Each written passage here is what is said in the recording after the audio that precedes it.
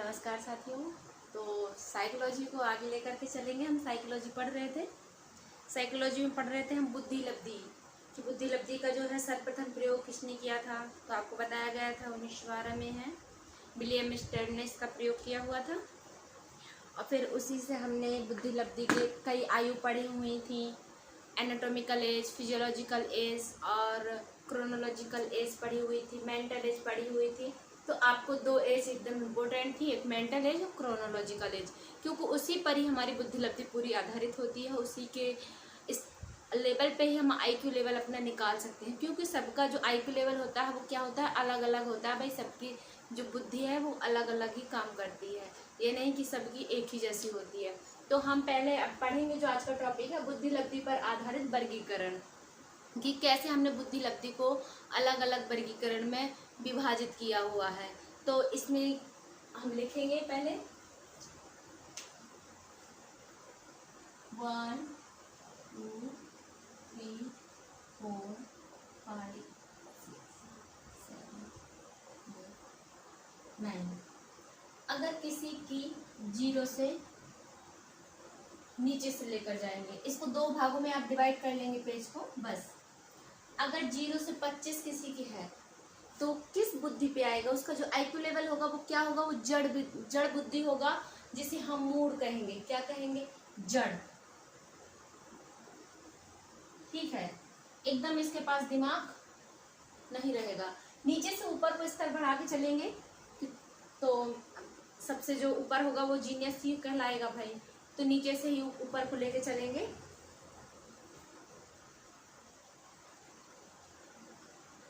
फिर आएगी दूसरे पे हो जाएगी जो है 25 से 50।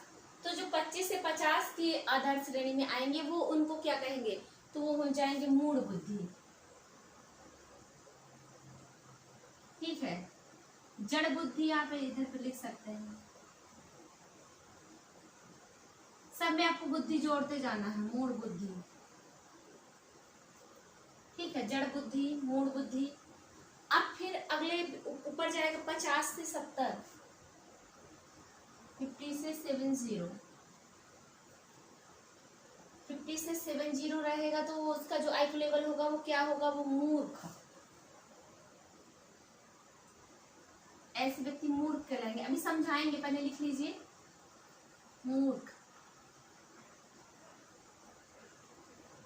अब फिर 70 से 80 आएगा,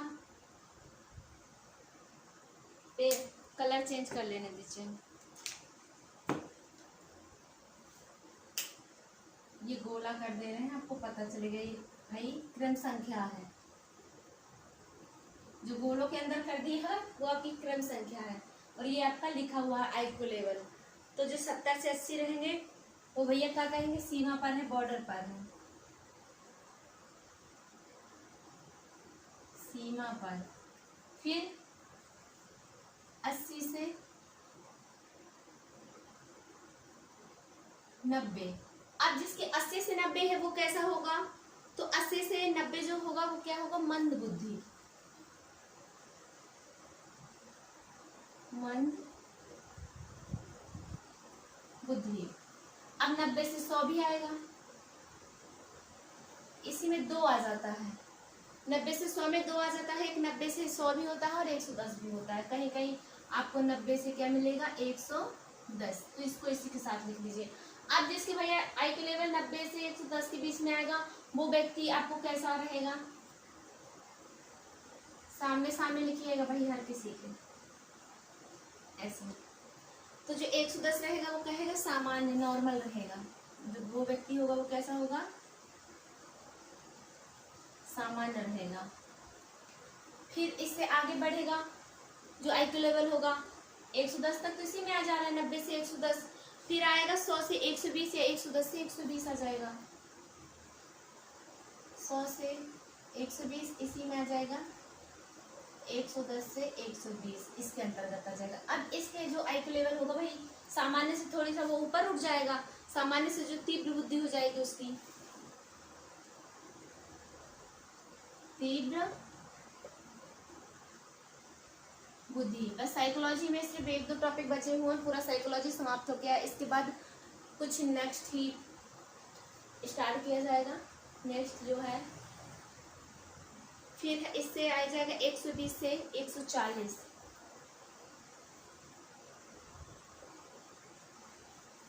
इसको क्या कहेंगे? प्रतिभा।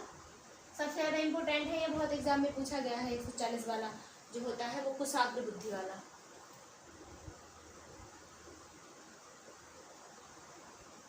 कुशाग्र बुद्धि। अब 140 से अब जो भी मतलब अधिक, इससे ऊपर आएंगे।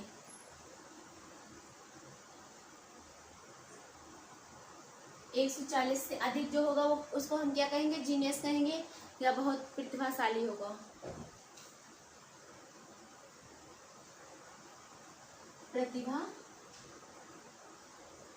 प्रतिभाशाली।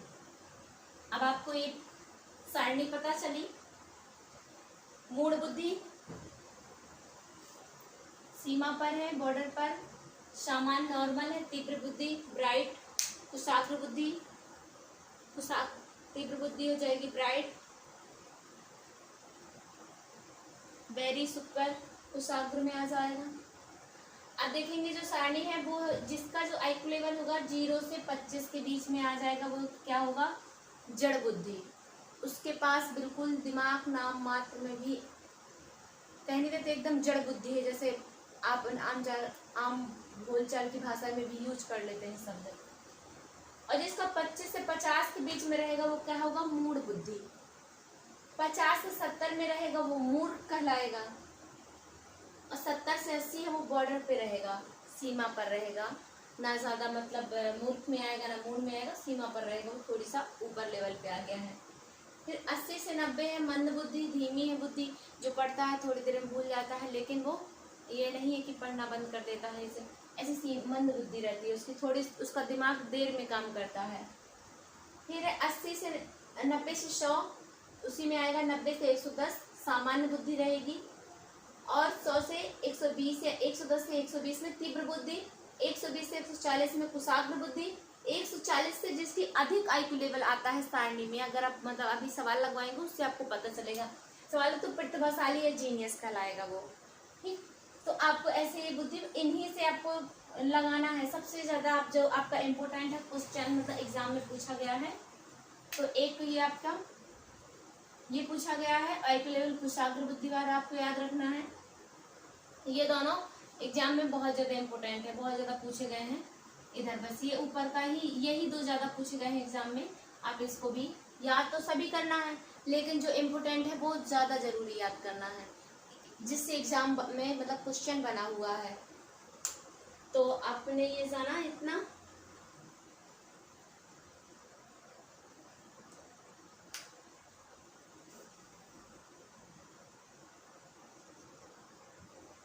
जीनियस हो जाएगा। तीव्र बुद्धि क्या है? Very super.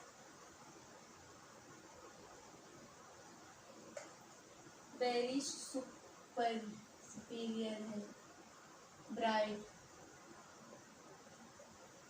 ब्राइट हो जाएगा, ये बॉर्डर पर रहेगा, सीमा पर। हाँ, बॉर्डर पे है, बॉर्डर, ये बॉर्डर पर रहेगा। मंद बुद्धि जो मंद बुद्धि डल, सीमा पर। सामान्य में नॉर्मल रहेगा, सॉरी नॉर्मल रहेगा, ये बॉर्डर पर रहेगा, सीमा पर। मूर्ख जो होगा मॉरल रहेगा, और ये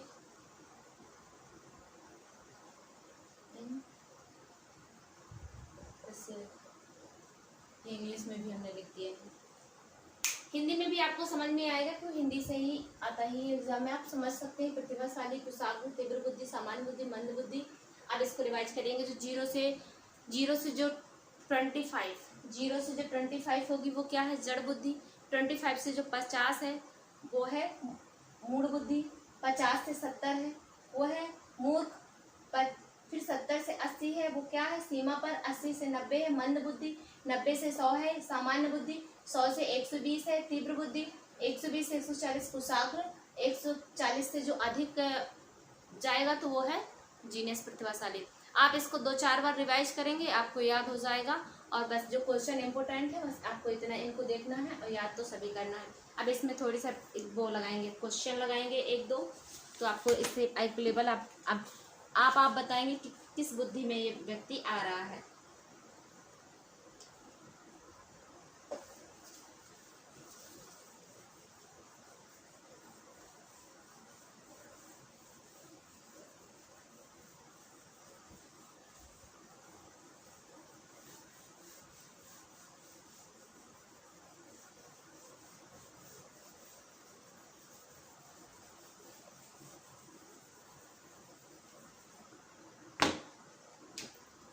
क्वेश्चन रहेगा आपका कि यदि किसी बालक की वास्तविक आयु 8 वर्ष है, यदि किसी बालक की जो वास्तविक आयु क्या होती है, क्रोनोलॉजिकल एज, वास्तविक आयु 8 वर्ष है, कितनी है 8 वर्ष है, 8 वर्ष है।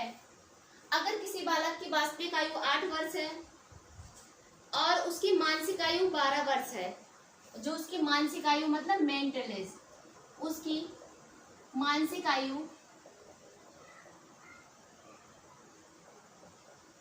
कितनी है 12 वर्ष है, तो अब क्या निकालेंगे, इसका जो बुद्धि होगा वो कितना होगा, तो बालक की बुद्धि लब्धि क्या होगी, 12 वर्ष है तो बालक की बुद्धि लब्धि क्या होगी, बुद्धि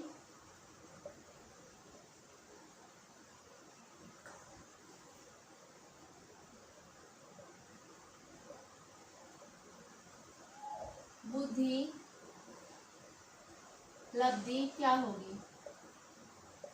अब आपने क्वेश्चन देखा, ऐसे आ जाता है एग्जाम में कि यदि किसी बालक की आयु कितना बता रहा है, जो वास्तविक आयु है, जो उसकी क्रोनोलॉजिकल एज है वो कितनी है 8 वर्ष, और उसकी जो मानसिक आयु है, मेंटल एज कहेंगे इसको, तो वो कितनी है 12 वर्ष। तो अब आपको इससे क्या निकालना है, उसकी बुद्धि लब्धि ज्ञात करना है कि उसकी जो बुद्धि लब्धि है वो क्या होगी, जो भी सारणी बताई हुई है उसमें आपको याद करना है कि जो उसकी बुद्धि लब्धि है, उसकी IQ लेवल है वो किस श्रेणी के अंतर्गत आएगा।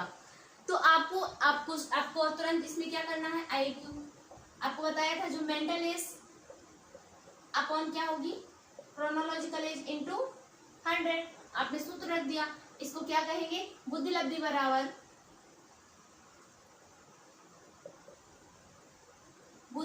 बराबर क्या होगा, मानसिक आयु जो ऊपर आपकी निर्धारित है, मानसिक आयु अपॉन वास्तविक आयु,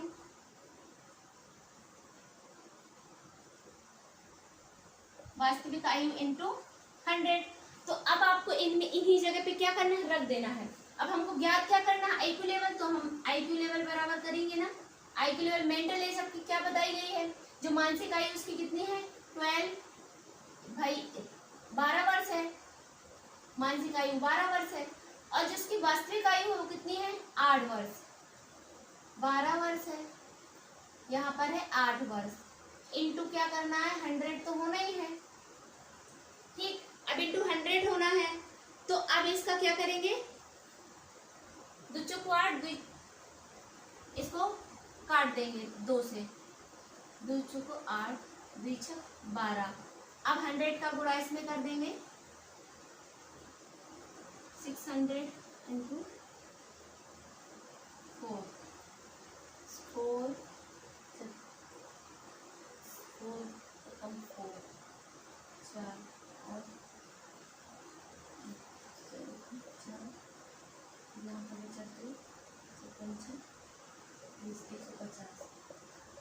कितना आ गया 150।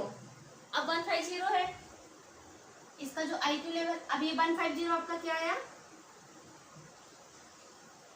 अब यहाँ पे लिखेंगे आप IQ लेवल बराबर कितना आ गया आपका 150, तो अब जो 150 है आपने उस श्रेणी में पढ़ा हुआ था कि जिसकी बुद्धि लब्धि क्या है 140 से अधिक होगी।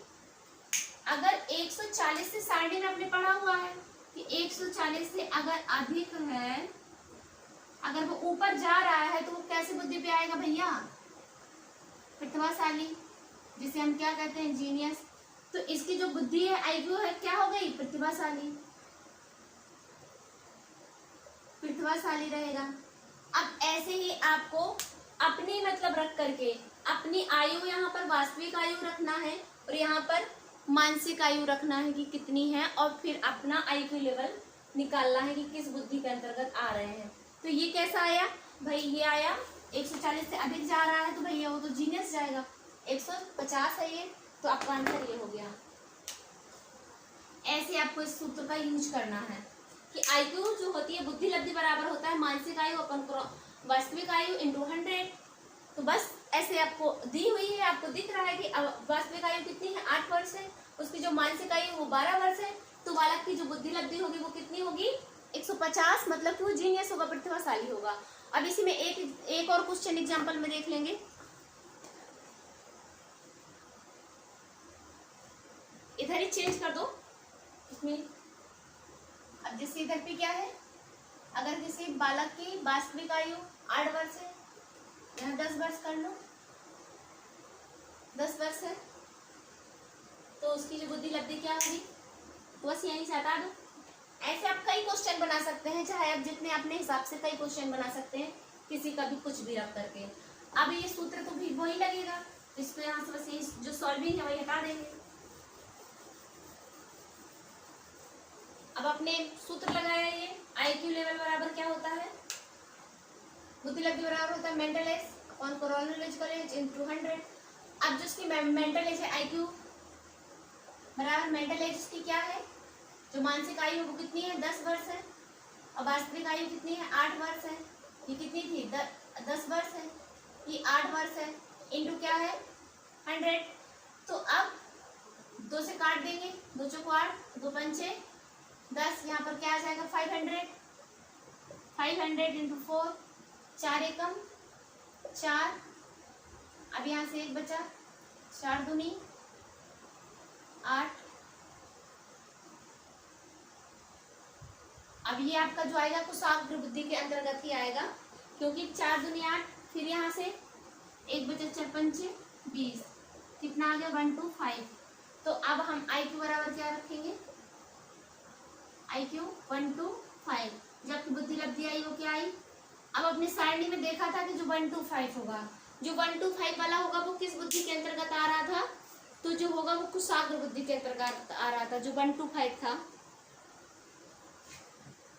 120 से 140 वाली श्रेणी थी वेरी सुपर कुशाग्र बुद्धि। तो इसको ये कौन सी बुद्धि में आ जाएगा? कुशाग्र बुद्धि में आ जाएगा। ऐसे आपको याद रखना है।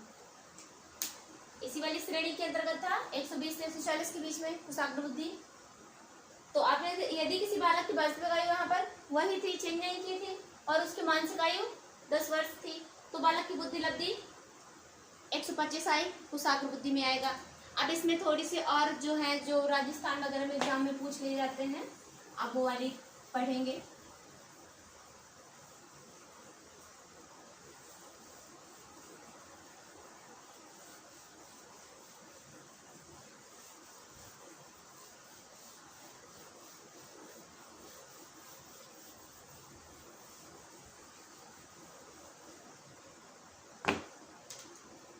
आयु, भार और वजन के आधार पर विद्यार्थियों का वर्गीकरण करेंगे। हेडिंग है आपकी ये। इससे एग्जाम राजस्थान या अन्य स्टेट के हैं, अगर आप अदर स्टेट डालेंगे तो उसमें एग्जाम में क्वेश्चन पूछा जाता है। अभी जो बताएंगे ना सूत्र, आप खुद कहेंगे कि हाँ जो भी राजस्थान का एग्जाम दिया है कि हाँ हुबहू ये आया हुआ है। तो अब जो है आयु और क्या है? भार, आयु, भार, वजन के आधार पर विद्यार्थियों का वर्गीकरण। आयु, भार व वजन के आधार पर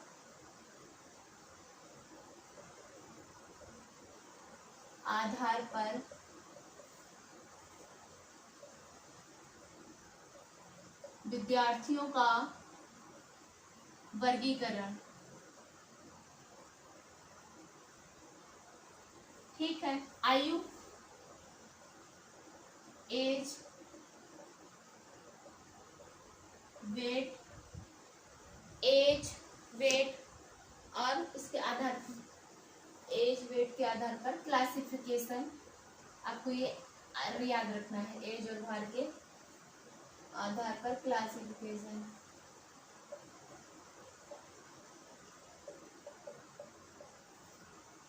ठीक है, अब एज और आपको किसके आधार पर पढ़ना है? आयु और भार के आधार पर। वजन में हाइट भी है आपके, इसमें हाइट के आधार पर भी है। हाइट मतलब लंबाई, कद, जो आपका कद रहेगा, छोटा है बड़ा है, ये कद के आधार पर। तो पहला देखेंगे हम मद्रास फॉर्मूला विधि। नंबर 1 डालेंगे आप, मद्रास फॉर्मूला विधि। मद्रास फॉर्मूला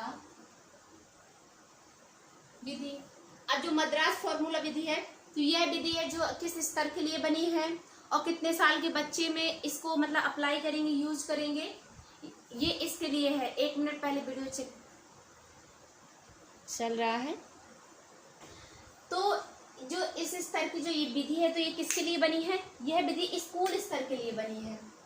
ये विधि किस स्तर के लिए बनी है? तो स्कूल स्तर के लिए बनी है।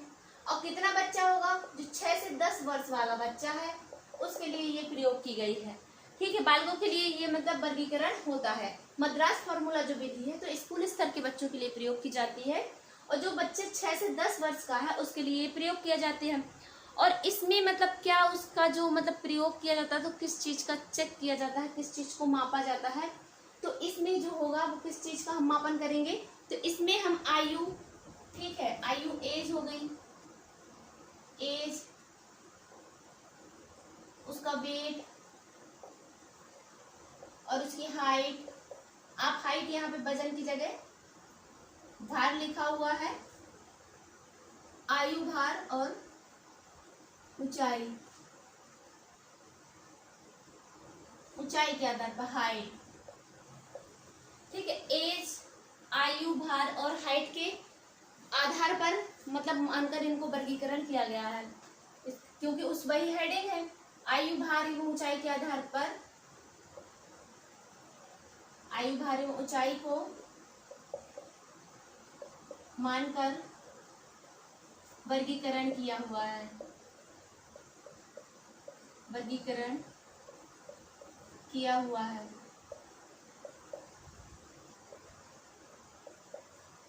किसके आधार पर है? तो एज, वेट और हाइट के आधार पर है। अब जो इंडेक्स फॉर्मूला हम करेंगे, तो जो इंडेक्स फॉर्मूला इसका होगा, अब इंडेक्स बनाएंगे इसमें, बिना इंडेक्स के हम निकाल नहीं सकते। तो अब इसका जो हम फॉर्मूला बनाएंगे, इंडेक्स से तो क्या रहेगा? पहले एज देखेंगे उसकी, और क्या देखेंगे? उसका वेट देखेंगे, वेट देखेंगे, और उसकी हाइट क्या है, इंटू अपॉन में क्या करेंगे? 3, क्योंकि 3 चीजों को हम देख रहे हैं, बस यही एक इसका वो है सूत्र। तो यही आपको सिर्फ यहाँ से फॉर्मूला बस पूछा जाएगा, इस फॉर्मूला से ही एग्जाम में क्वेश्चन बनेगा। बस मद्रास फॉर्मूला विधि में आपको याद रखना है कि जो इंडेक्स तैयार की जाएगी वो किस आधार पर, किसका मापन करने के लिए की जाएगी? तो जो बालक है, तो ये इस पहली बात तो ये स्कूल स्तर के लिए बनी है, और ज्यादा बड़े बच्चों के लिए नहीं बनी। जो 6 से 10 साल का बच्चा है उसके लिए प्रयोग की गई है। उस बच्चे का हम आयु उसकी कितनी है और उसका वजन कितना है, उसकी जो हाइट है वो लंबाई, कद कितना है, उस आधार पर इंडेक्स तैयार की गई है। उस इंडेक्स को जो हम तैयार करेंगे, उस कुछ चीजों को रखेंगे, जैसे किसी बालक के भाई 8 वर्ष हो, वजन उसका 20 kg हो, हाइट उसकी थोड़ी हो, फिट में हो, एक ही ना हो पूरी, तो इसमें क्या होगा?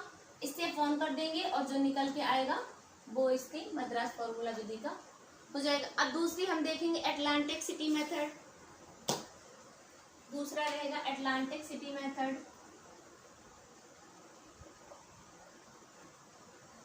एटलांटिक सिटी मेथड,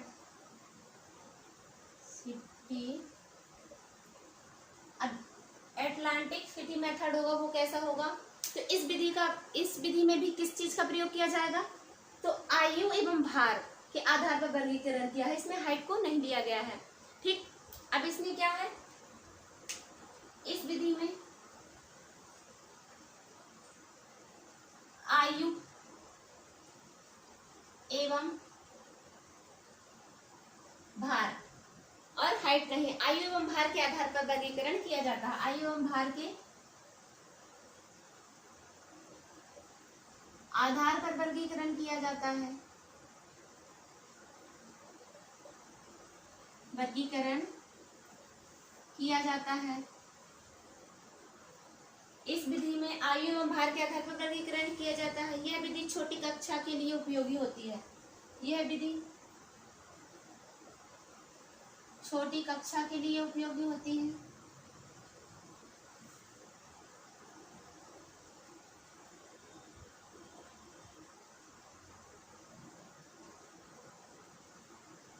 जो ये विधि है सारी वो किस पे आधारित होगी, क्योंकि साइकोलॉजी एक बच्चे के ही सब नेचर को, हर चीज को डिफाइन करता है। तो हर चीज क्या है, बच्चों के लिए ही बनी होगी, बूढ़ों के लिए नहीं, बच्चों के लिए ही। तो ये जो छोटी क्लास के बच्चे होंगे, जो मतलब यूके LKG ये सब जो बच्चे आते हैं 1 क्लास 3rd क्लास तक, ऐसे छोटी कक्षा के जो बच्चे होंगे उनके लिए ये उपयोगी होती है, उनके लिए ज्यादा प्रयोग की जाती है।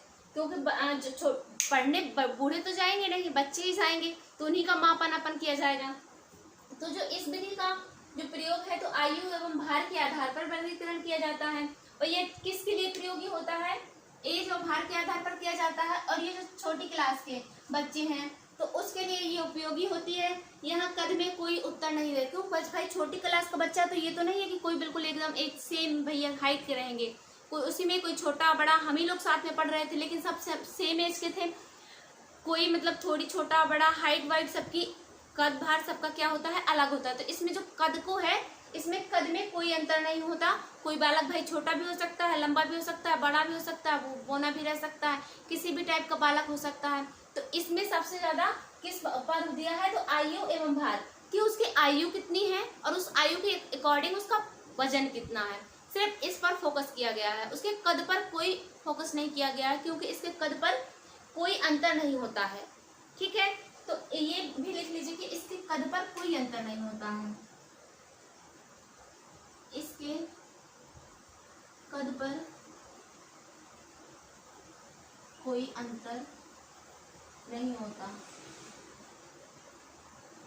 ठीक है, तो अब आपको एटलांटिक सिटी मेथड पता चल गई कि वो किस पर आधारित रहेगी, सिर्फ आयु एवं भार पर। क्योंकि एक कक्षा में भैया अलग अलग हाइट के कई बच्चे होते हैं, कोई समान तो नहीं बालक रहता है ना, एक जैसे एक हम शकल के एक ही से सबके भैया नाक नक्शा अलग है, हाइट वेट अलग है, भाई हाइट भी अलग है और आयु भी अलग अलग होती है, सब कोई समान तो मिल नहीं सकता। एक ही कक्षा में अगर 50 भी 30 भी 40 चाहे 100 जितने भी बच्चे हों, सब एक समान आपको नहीं देखने के लिए मिल सकते हैं, उसी में आपको डिफरेंस मिल जाएंगे देखने के लिए। तो अब आगे दूसरी विधि देखेंगे। इसी में जैसे कि हम देख लें एग्जाम्पल भी इसमें देख लीजिए, ये सब एग्जाम्पल से आपको ज़्यादा याद रहेगा। एग्जाम्पल, आयु जैसे एज किसी की क्या है, एज क्या है 10 वर्ष, उसकी भी एज क्या है, एक ही कक्षा के हैं और एज 10 वर्ष। अब इनमें 10 वर्ष आयु है सब में। ठीक है, अब जो एक 10 साल का बच्चा है तो उसका वजन कितना हो सकता है भाई, 25 kg है। अब उसी 10 साल का बच्चा है, बहुत खाने पीने वाला है या मतलब बहुत ठीक ठाक है, तो उसका जो है 25 से भैया 30 के बीच में भी आ सकता है, 25 से 35 kg भी आ सकता है, 35 kg भी आ सकता है। अगर बहुत ज्यादा खाने वाला है तो 35 प्लस भी जा सकता है, 35 प्लस भी खा सकता है ना वो। तो अब जब वो 25 kg का रहेगा तो हम क्या कहेंगे भैया, वो जूनियर है। अब अगर उससे भी ज्यादा है तो वो सीनियर हो जाएगा। और भैया ये तो सामान्य असामान्य एकदम हो जाएगा, असाधारण कह सकते हैं।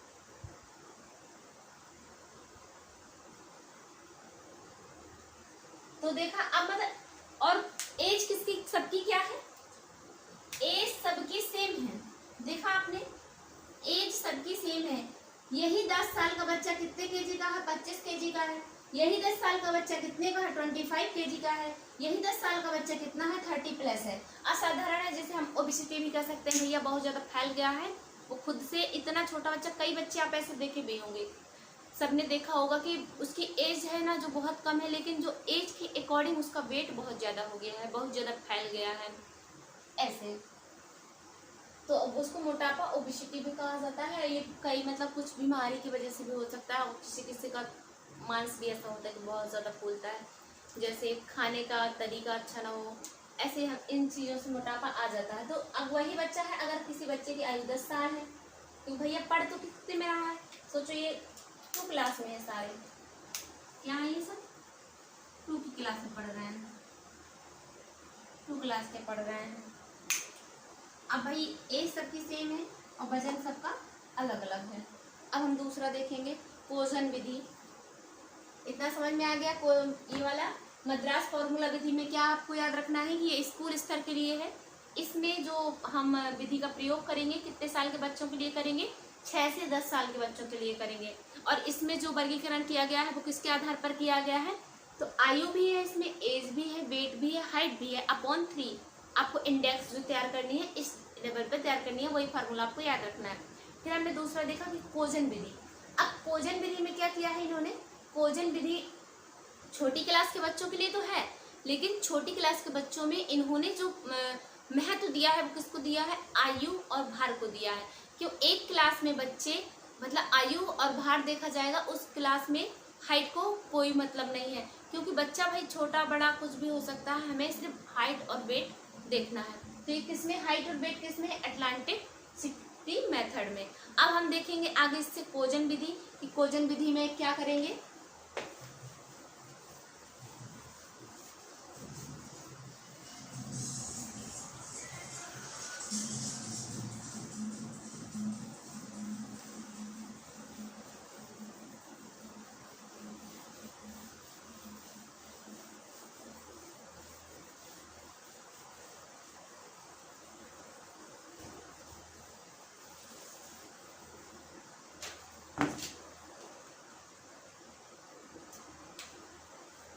लिखेंगे आप कोजन विधि।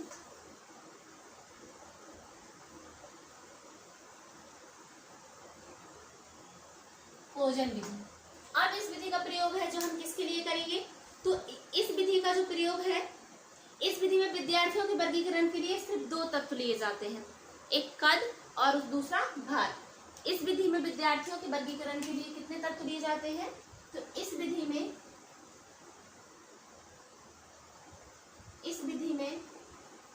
विद्यार्थियों के वर्गीकरण के लिए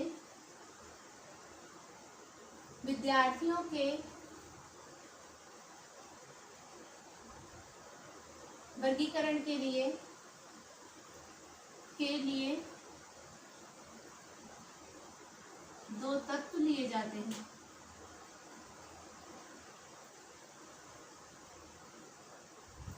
अब वो तत्व कौन से हैं, 2 तत्व लिए जाते हैं, कद एवं भार के आधार पर इनका वर्गीकरण किया जाता है। किसके आधार पर, कद एवं भार के आधार पर। कद एवं भार के आधार पर, कद एवं भार के आधार पर इनका जो वर्गीकरण किया जाता है। और यह विधि जो होती है वो कॉलेज स्तर के लिए होती है। पहले हमने क्या पढ़ी थी, स्कूल स्तर के लिए, दूसरी क्या थी, छोटी कक्षा के बच्चों के लिए। ठीक, अब ये हम जो कोजन विधि पढ़ रहे हैं ये किसके लिए है, आधार पर वर्गीकरण किया जाता है।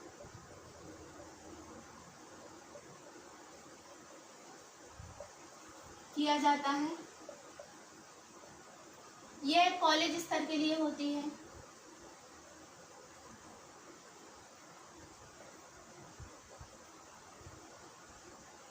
अब कॉलेज क्या होता है, 12th के बाद जहाँ बच्चे जाते हैं उन बच्चों के लिए इस विधि का, जो कोजन विधि का इंडेक्स तैयार किया गया है।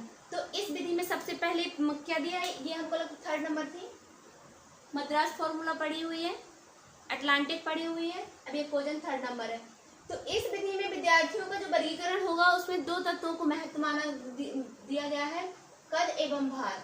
जिसकी हाइट होगी उसका वेट होगा, उसका हाइट कितनी है उसका वेट कितना है उसको। तो और ये किस स्तर के लिए है, तो ये कॉलेज स्तर के लिए, कॉलेज में जो बच्चे जाते हैं उन स्तर के लिए है।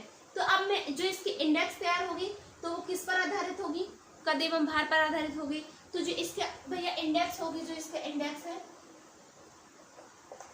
अब जो उसका कद है और दूसरा क्या है भार है। अब जिसकी हाइट है तो हाइट उसकी कैसे हो सकती है भैया, छोटी भी हाइट हो सकती है, मध्यम भी हो सकती है और बहुत लंबी भी हो सकती है। तो आप हाइट में क्या लिखेंगे कि छोटी भी हो सकती है भाई, उसकी मीडियम मध्यम भी रह सकती है और क्या है लंबी भी हो सकती है। अब उसका जो भार होगा, अब भाई अब जब हाइट छोटी है तो उसका भार क्या होगा, हल्का रहेगा। हल्का भी हो सकता है, मध्यम भी हो सकता है और भारी भी हो सकता है। मध्यम भार भी रहेगा, मीडियम वेट, और इसका भारी भी रहेगा, भारी। तो इसके आधार पर मतलब कुछ भी हो सकता है। ये माप तोलने के बाद जो मशीन से जब वो उसका तैयार इंडेक्स कर लेंगे, एकदम फिक्स कर लेंगे, तो उसी बच्चे का दर्शा दिया जाएगा। ये तो फॉर्मूला टाइप है कि जो कोजन विधि में है क्या है, कॉलेज स्तर के लिए है, इसमें जो है महत्व सबसे ज्यादा दिया जाएगा वो हाइट और वेट पर दिया जाएगा। अब वही व्यक्ति एक ही मतलब अब कॉलेज में व्यक्ति हैं अलग अलग हैं। अब कोई व्यक्ति क्या है छोटा है, कोई मतलब मीडियम साइज है, ठीक है उसकी लंबाई हाइट, अब कोई बहुत लंबा है। तो अब किसी का भार बहुत हल्का है और किसी का भार क्या है मध्यम है और किसी का भार बहुत भारी है। अब हम अगली विधि देखेंगे, बस आपको इतना ही इसमें याद रखना है। अगली विधि देखेंगे हम मैकलॉय विधि।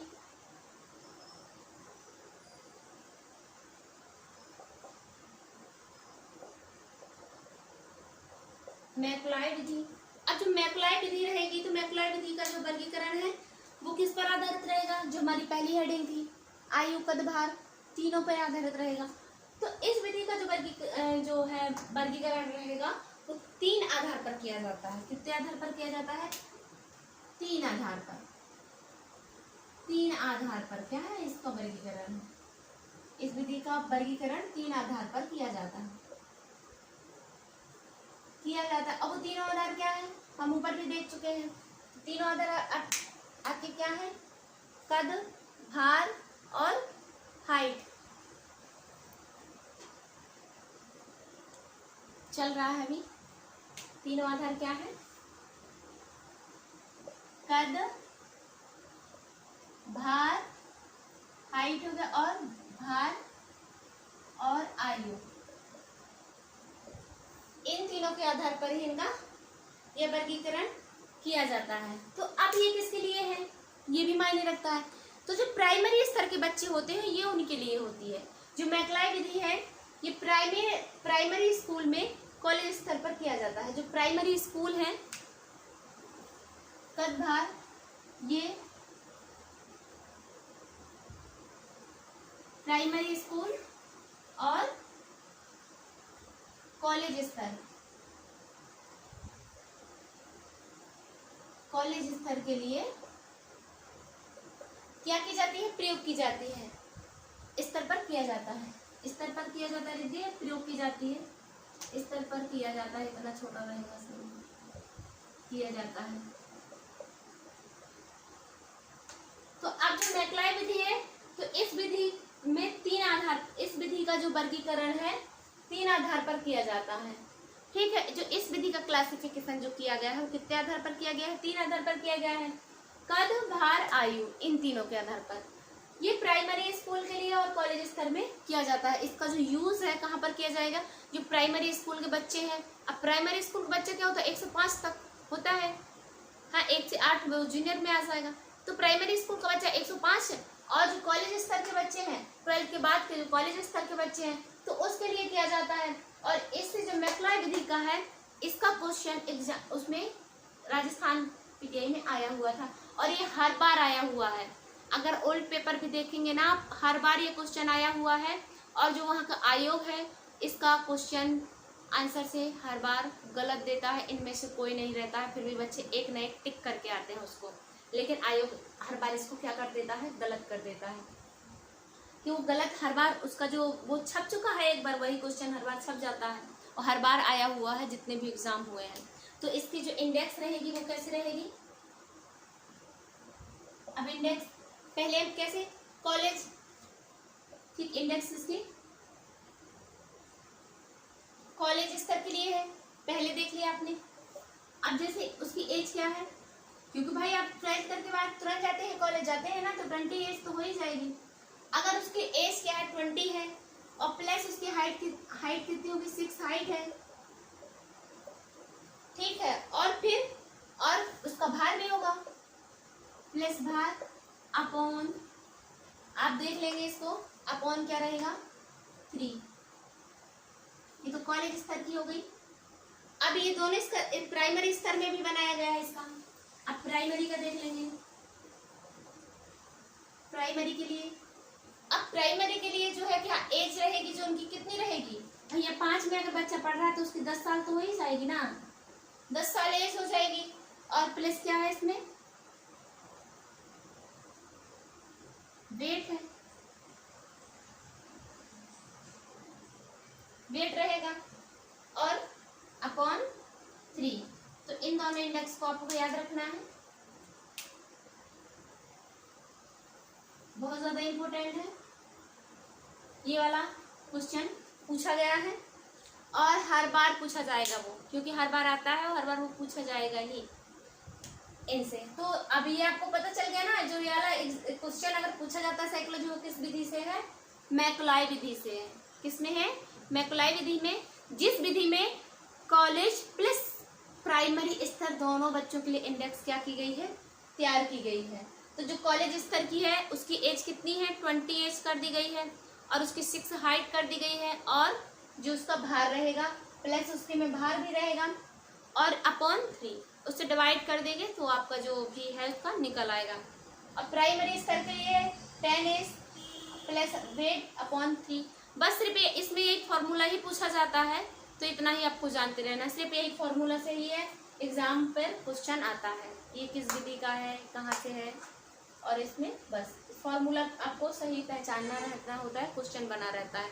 अब देखेंगे एक और है, लास्ट है श्री हरिहरन तथा तिरुनारायण विधि, बस उसमें हरिहरन ही कर लीजिएगा।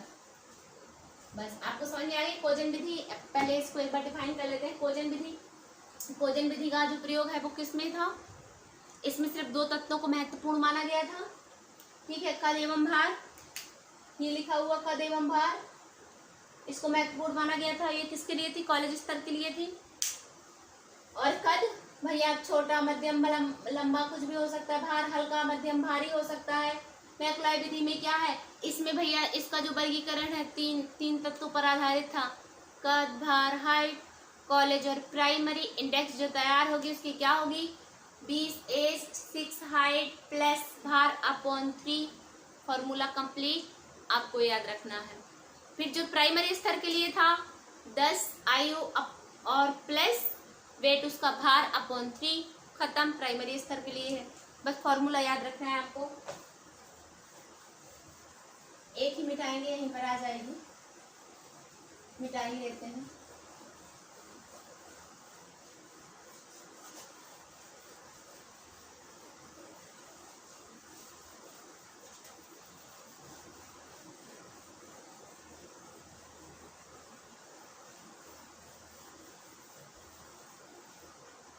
अब कौन सी हम देख रहे हैं, लास्ट श्री हरिहरन, श्री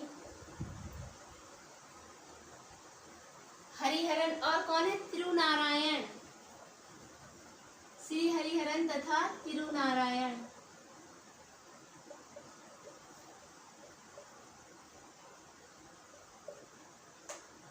आपको बना लेना, बहुत अच्छे से लिख लेना है, आ सकता है अदर स्टेट के लिए आ सकता है, अपने यहाँ तो भाई जो यूपी के लेवल का, वही साइकोलॉजी को राजस्थान में बहुत ज़्यादा महत्व दिया जाता है, अदर स्टेट में भी साइकोलॉजी को सबसे ज़्यादा महत्व दिया जाता है, सबसे ज़्यादा क्वेश्चन आपकी साइकोलॉजी पर ही आधारित होते हैं।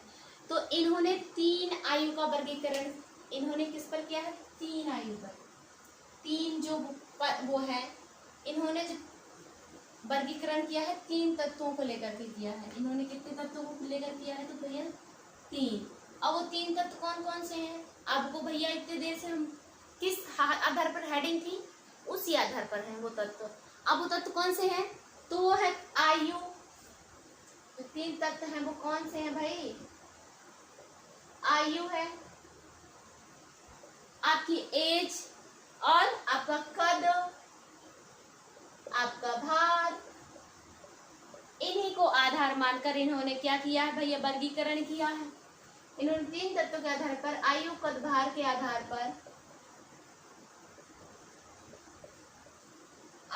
पर वर्गीकरण किया है, वर्गीकरण किया है। ठीक है, अब इनका जो वर्गीकरण है वो क्या है, माध्यमिक बच्चों के लिए, जो माध्यमिक के होते हैं, माध्यमिक, ब्लैक से लिख लीजिए इसको। किसी ने माध्यमिक का किया, अभी तक नहीं किया, यही तो आइए तो अलग ही आपको याद ही हो जाएगा। जो इनका वर्गीकरण क्या है, माध्यमिक बच्चों के लिए था।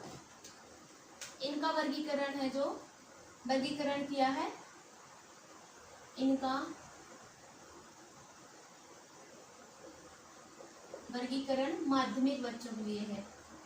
ऐसा लिखा ही है, इनका राइटिंग अच्छी नहीं है, माध्यमिक बच्चों के लिए है।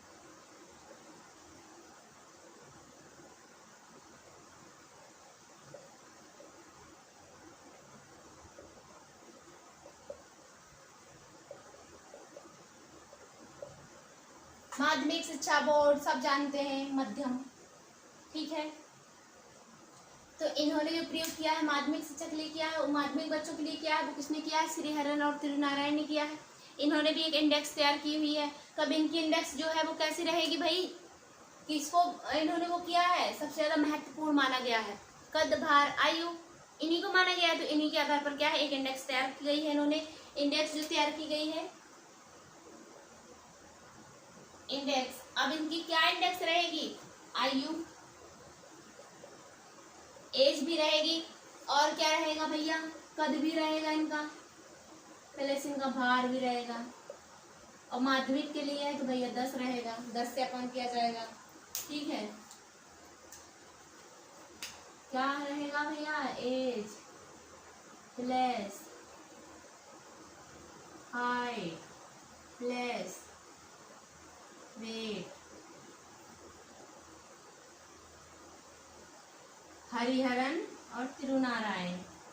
तो ये आपको याद रखना है, माध्यमिक शिक्षा, माध्यमिक बच्चों के लिए जो किया गया है वो किसने किया है, हरिहरन और तिरुनारायण ने किया हुआ है। बस इतना ही था आपका साइकोलॉजी में, जो IQ लेवल वाला था। आज एंड हुआ, कल अगर कुछ होगा भी तो कल की क्लास में आपको बताया जाएगा कि इसमें अगर IQ लेवल वाले में, बुद्धि लब्धि में अगर कुछ भी छूटा हो रहेगा तो कल आपको बताया जाएगा उसके बारे में। आप स्टार्टिंग से आज क्या पढ़ा, आज पहले आपने जो वर्गीकरण पढ़ा हुआ था बुद्धि लब्धि के आधार पर, 0 से 25 जड़, 25 से 50 मूड, ऐसे आपने पढ़ी हुई है पूरी IQ, तो उसको आपको याद रखना है। और उन्हीं के जो ऊपर वाला है, जो भाई 120 से 140 सभी कुशाग्र हमने क्वेश्चन लगवाया था, और 140 से जो अधिक है वो जीनियस है, उससे नीचे आएगा वो भाई तीव्र बुद्धि रहेगा, फिर उससे नीचे आएगा मंद बुद्धि रहेगा, फिर उससे नीचे आएगा वो सामान्य पे रहेगा, बॉर्डर पे रहेगा, फिर ऐसे ऐसे ऐसे आपको लाना है। तो वो आपको इंडेक्स एकदम प्रॉपरली याद कर लेनी है। और जो बुद्धि लब्धि के जो क्वेश्चन लगवाए तो वो फार्मूला आपको याद रखना है, उसमें बहुत इंपॉर्टेंट है, फार्मूला से एग्जाम में क्वेश्चन आता है। आज के लिए इतना ही, खुश रहिए, मस्त रहिए, और थोड़ी चैनल को सपोर्ट करिए।